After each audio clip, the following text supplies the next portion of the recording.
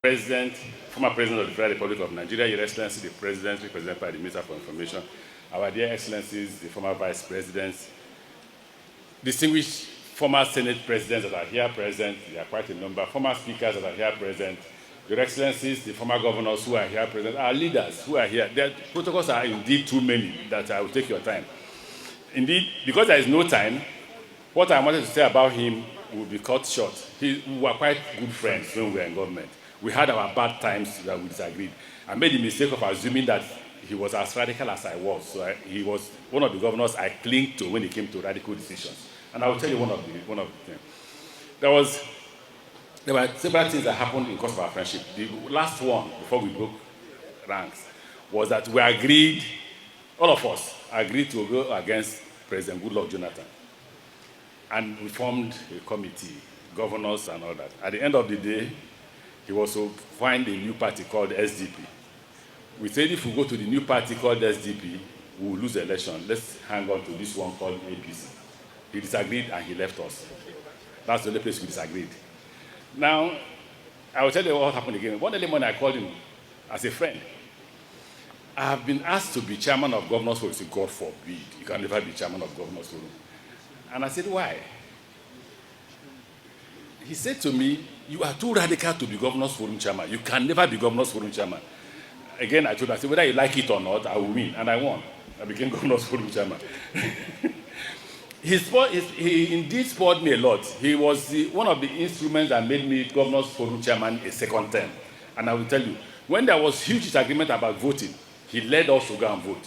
He didn't mind if the other group walked away. If he didn't stand up to vote, maybe that day we would not have voted. Because he stood up to vote, the rest of us went ahead and voted. And the other people, led by Akpabio, also joined to vote. At the end of the day, to their surprise, I won and became Governors Forum chairman a second time. The final one I will tell you, I visited him in his state. He asked me to come and commission projects, so I came. The School of Nursing you're talking about. And I repeat, I am yet to see if any governor has surpassed your achievement in Jigawa. I've told you in private, and I have told my friends from Jigawa, maybe they will surpass you in future. For now, I doubt if any. So we went to commission projects. I was so scared of Boko Haram.